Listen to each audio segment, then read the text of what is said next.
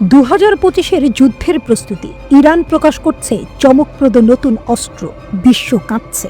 Iran প্রস্তুতি নিচ্ছে 2025-এর যুদ্ধের জন্য। নতুন অস্ত্র, নতুন প্রযুক্তি, প্রতিটি সরঞ্জাম যেন আগুনের শিখা ছড়িয়ে দিচ্ছে।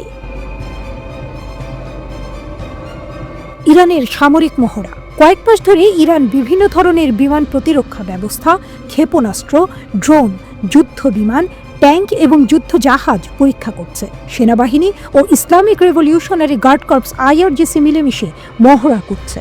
বৃহৎ আকারে সামরিক প্রদর্শনী চলছে। প্রতিটি অস্ত্রই যেন ভবিষ্যতের যুদ্ধের অঙ্গ। অস্ত্র প্রদর্শনের মঞ্চ। ইরান বিভিন্ন মহড়া করেছে ইকতেদার, জুলফিকার ও মহানবী। ওমান সাগর থেকে উত্তর ভারত মহাসাগর জুড়ে চলছে মহড়া। প্রতিটি মহড়ায় নতুন প্রতিরক্ষামূলক ও আক্রমণাত্মক অস্ত্র দেখানো হচ্ছে।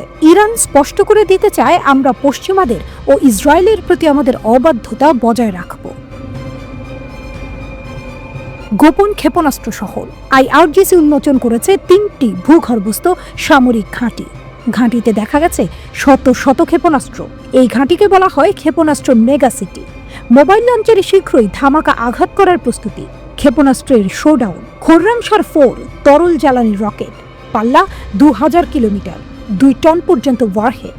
জাহাদ রকেট 650 কেজি ওয়ারহেড নিয়ে 1000 কিলোমিটার। কদর 2 স্তরের রকেট, 2000 কিলোমিটার এবং 750 কেজি ওয়ারহেড। ইমাদ রকেট, পাল্লা 1800 কিলোমিটার। প্রতিটি নামই দিচ্ছে এক নতুন বিপ্লবের ইঙ্গিত। নৌবাহিনীর রহস্য। IRGC নৌবাহিনীও প্রদর্শনী করছে। একটি গোপন ভূগর্ভস্থ নৌঘাঁটি উন্মোচিত হলো। শত শত ক্ষেপণাস্ত্র বহনকারী স্পিডবোট দেখানো হলো। নতুন ক্রুজ ক্ষেপণাস্ত্র। আরও আছে 2000 কিলোমিটার পাল্লার অ্যান্টি শিপ সুপারসনিক ক্রুজ ক্ষেপণাস্ত্র। ইরান সমুদ্রের গভীরে আক্রমণের জন্য এখন পুরোপুরি প্রস্তুত। যুদ্ধ বিমান ও ড্রোনের হামলা।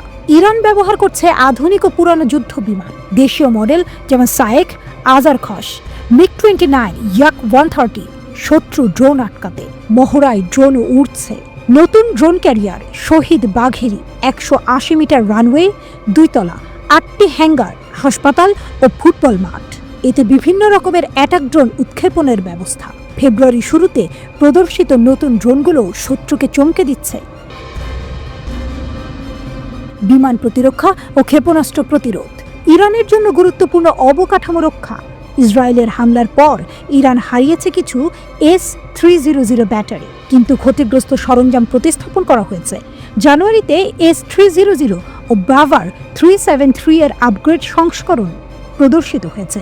ইরান স্পষ্ট করে দিতে চায়, আমরা পশ্চিমাদের চাপ সহ্য করব না। আমাদের অস্ত্র, প্রযুক্তি ও সাহস সবই প্রস্তুত। 2025-এ কি হবে? ইরান আবারও চমকে দেবে বিশ্বকে।